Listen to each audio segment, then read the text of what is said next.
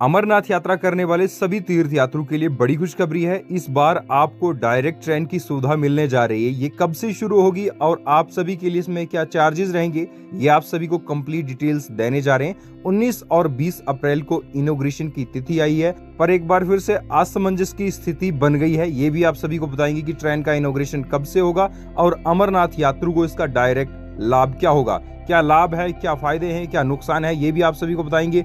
आपको ये रेलगाड़ी लेनी चाहिए या फिर नहीं, कंप्लीट डिटेल्स आपको इस वीडियो में देंगे, तो बने रहेगा वीडियो के अंत तक। जो भी तीर्थ यात्री कटरा से श्रीनगर बाबा अमरनाथ जी की यात्रा करना चाहता है, देखिए अगर आप अमरनाथ यात्रा इस वर्ष की करना चाहते हैं तो आप सभी तीर्थ यात्रियों के लिए बड़ी खुशखबरी है। खुशखबरी ये है कि अब आप सभी ट्रेन माध्यम से अमरनाथ जी दर्शनों के साथ साथ कश्मीर घाटी भी घूम सकेंगे। और बड़ी खुशखबरी ये भी है कि देखिए अब जैसे कि आप माता वैष्णो देवी के दर्शन करते थे और आपको बाई रोड से ही कश्मीर घाटी पहुंचना होता था अमरनाथ यात्रा के लिए, इसमें क्या आपका खर्च भी ज्यादा आ जाता था। अब आप माता वैष्णो देवी रेलवे स्टेशन से ही अपनी रेलगाड़ी करके सीधा कश्मीर घाटी तक पहुंच सकते हैं। आप सभी को बता दें, अमरनाथ यात्रियों के लिए सबसे बड़ा प्रॉफिट वही है कि देखिए अभी आप बेस कैंप तक ही आए, यानी कि भगवती नगर जम्मू तक ही आए। वहां से आगे का जो प्रोसेस है उसके लिए आपको कटरा रेलवे स्टेशन तक जाना होगा और जम्मू से कटरा पहुंचने में भी आपको 2 से 3 घंटे का समय लग जाएगा। और यहां पर आपको पहुंचकर भी टिकट करवानी होगी, क्योंकि वहां से आपको दिल्ली से कोई भी डायरेक्ट ट्रेन कश्मीर घाटी के लिए नहीं मिलने जा रही है। कटरा पर आपकी ट्रेन एक्सचेंज जरूर होंगी। कटरा से ही आपकी श्रीनगर तक ट्रेन चलेगी। अगर वंदे भारत ट्रेन चलेगी तो यहाँ पर इसका फेयर जो है, इसके चार्जेस बहुत ही अधिक बताए गए हैं। 1500, 1600, 2500, 2000 तक इसके चार्जेस बताए गए हैं, जो अब तक अपडेट है। तो आपको बताता चलूं कि फिलहाल इस वर्ष की यात्रा करने वाले उन यात्रियों के लिए अच्छी खबर है जो माता वैष्णो देवी दर्शन करना चाहते हैं, बाबा अमरनाथ जी के साथ में दर्शन करना चाहते हैं और बजट भी उनका अगर अच्छा खास है तो वह वहीं से डायरेक्ट श्रीनगर रेलवे स्टेशन, अगर आप बालटाल से जाना चाहते हैं, अगर आप पहलगांव से जा रहे हैं तो अनंतनाग रेलवे स्टेशन पर जाना होगा। और इसमें ये भी एक सबसे बड़ी बात है कि देखिए वंदे भारत ट्रेन के उतने ज्यादा स्टॉपेज नहीं रहेंगे। क्या पता है कि वहां पर Vande Bharat train Anantnag railway station पर रुके या फिर ना रुके, इसकी भी कोई कंफर्मेशन अब तक नहीं है। और ये भी पूरी की पूरी कंफर्मेशन नहीं है कि जो और एक्सप्रेस होंगी, यानी कि जो लोकल ट्रेन होंगी जिनके चार्जेस कम रहेंगे, वो भी चलेंगी या फिर नहीं चलेंगी। फिलहाल स्पेशल ट्रेन, ऑटोमेटिक डोर्स वाली ट्रेन ही डिजाइन की गई है इस रूट के लिए, जो अब तक अपडेट है। और जो भी USBRL प्रोजेक्ट यानी कि कटरा से श्रीनगर के बीच में ट्रेन चलेगी, वह आधुनिक टेक्नोलॉजी से लैस ट्रेन रहेगी जिसके ऑटोमेटिक डोर ही खुलेंगे।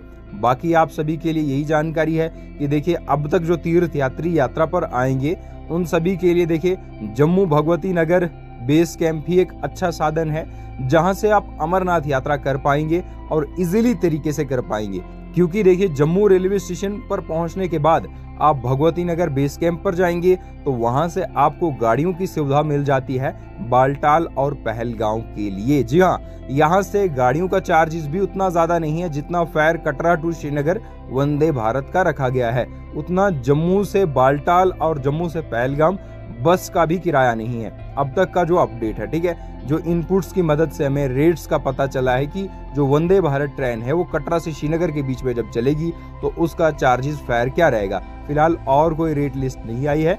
दूसरी बड़ी जानकारी ये है कि देखिए ट्रेन आपको श्रीनगर या फिर अनंतनाग में ही छोड़ेगी, वहां से आपको अलग से टैक्सी करनी पड़ेगी। यानी कि अब अनंतनाग से आपको पहलगांव जाना है, उसके लिए आपको अलग गाड़ी ढूंढनी पड़ेगी, उसके लिए अलग से भटकना पड़ेगा। श्रीनगर में भी यही होगा। इसीलिए मैं आपको यही कह रहा हूं कि भगवती नगर बेस कैंप जो है वह आपके लिए एक अच्छा साधन है। वहीं पर अगर आप रुकते हैं तो वहां से आप आराम से अपनी जो यात्रा है उसे गाड़ियों के माध्यम से कॉन्वॉय के जरिए से कर सकते हैं।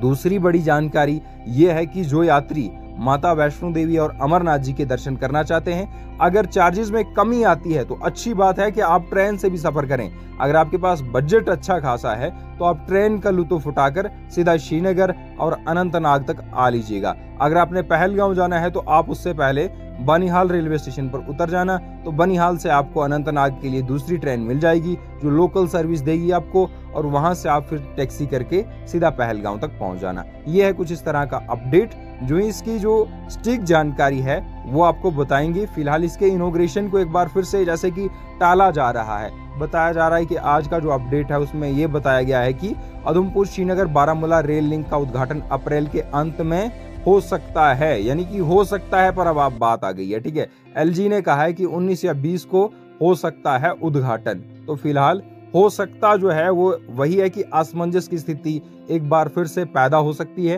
तो बाकी यही अपडेट है कि जो भी रेल यात्री हैं, जो भी यात्रा करेंगे, उन सभी के लिए कंप्लीट वीडियो भी बताएंगे। पर फिलहाल ये आप सभी के लिए जो जरूरी जानकारी है वो कुछ इस प्रकार की है।